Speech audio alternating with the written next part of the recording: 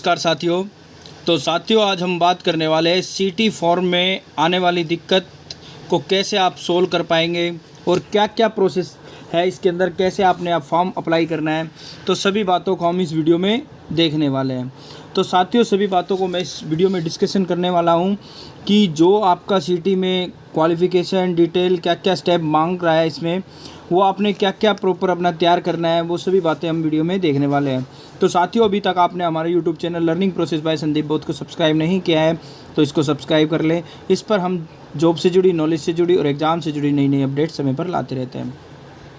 तो साथियों, आपको सबसे पहले सीटी पोर्टल पर आ जाना है, जो कि आपका ये ऐसा इंटरफेस दिखाई देगा आपको, जिसमें आपने अपना registration number, birth of date डालना है इसमें, और ये कैप्चर नीचे दिया हुआ है। तो ये जैसे ही आप लॉगिन करोगे तो आपके सामने सीटी का जो अप्लाई करने वाला पेज है वो ओपन हो जाएगा, और ओपन होने के बाद आपकी डिटेल उस पर फ़ोटो के साथ आपको शो हो जाएगी। तो इसके लिए आपने फर्स्टली जैसे ही आप उस पर क्लिक करोगे तो आपको सबसे पहले ऑप्शन आपका नो जॉब क्लेम, या आपके परिवार में जॉब है तो वो डिटेल पूछेगा। अगर आपके परिवार में माता पिता 15 साल से पहले एक्सपायर हो गए या 42 साल से पहले, तो वो डिटेल आपसे वहाँ पर पूछेगा। तो उसके लिए आपने येस या नो का ऑप्शन करना है। तो उसके बाद आपसे एक डिक्लेरेशन फॉर्म है, वो डिक्लेरेशन फॉर्म 10X, जिसमें आपका सेल्फ डिक्लेरेशन आई हेयर बाय के नाम से आपको मिल जाएगा, जो कि मैं आपको PDF फॉर्मेट में भी वीडियो के डिस्क्रिप्शन में दे दूंगा।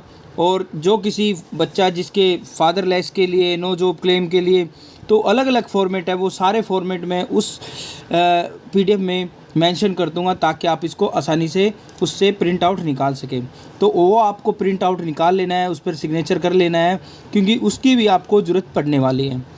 तो साथियों, अगले स्टेप पे जैसे ही आप नो जॉब के क्लेम पर क्लिक करोगे तो उसके बाद नहीं आपकी एजुकेशन डिटेल के बारे में दिखा देगा कि आपने कहाँ कितनी पढ़ाई की है, और आपने CET एग्ज़ाम जो क्वालिफाई किया है उसमें आपने क्या क्या डिटेल भरी थी।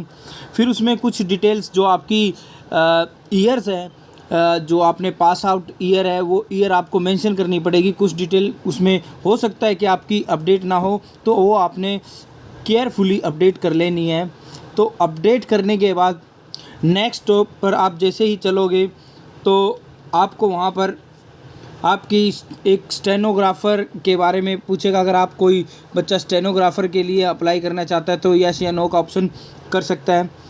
उसके बाद आपको एजुकेशन की डिटेल शो कर देगा।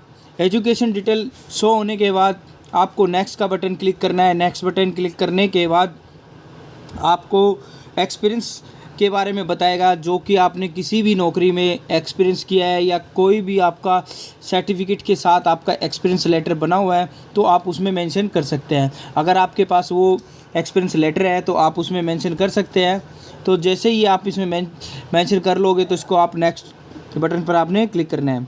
अगला स्टेप आपके सामने फ़ोटो एंड डिक्लेरेशन के बारे में और डॉक्यूमेंट के बारे में आपका पेज शो हो जाएगा, जिसमें आपने फर्स्टली फ़ोटो अपनी, जो आपकी 6 महीने से पुरानी फ़ोटो नहीं होनी चाहिए, आपने नई फ़ोटो अपडेट करनी है उसमें।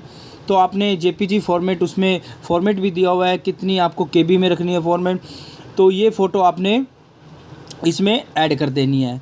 अगले स्टेप पर आपकी क्वालिफ़िकेशन के बारे में पूछेगा, जो कि आपका ग्रेजुएशन सर्टिफिकेट के सभी first, second, third, fourth, fifth जो भी 3 साल के लिए सर्टिफिकेट होते हैं वो सभी को आपने मर्ज करके एक PDF फॉर्मेट में बनाकर अपलोड कर लेना है।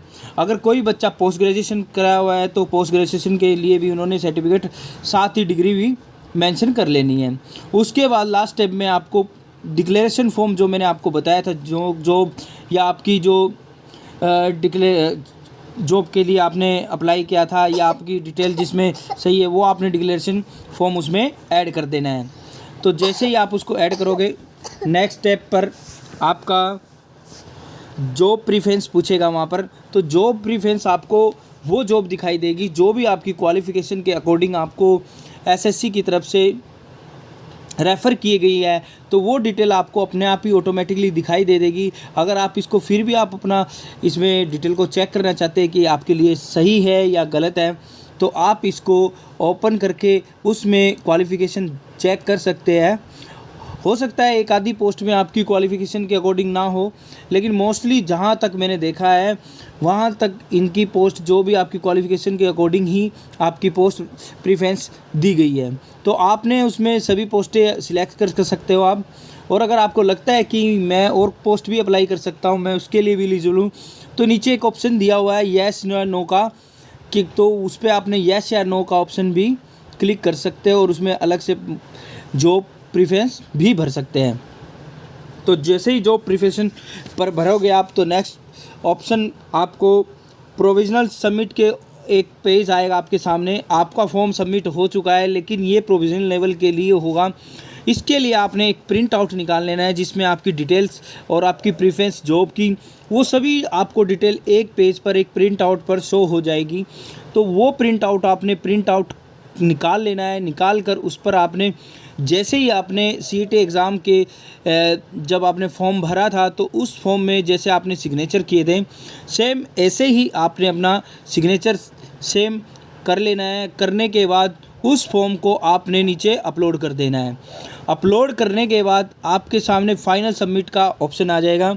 तो जैसे ही आपका फाइनल सबमिट का ऑप्शन आप क्लिक कर देते हैं, तो आपका सीईटी मेंस का फॉर्म है वो सफलतापूर्वक अप्लाई हो जाएगा।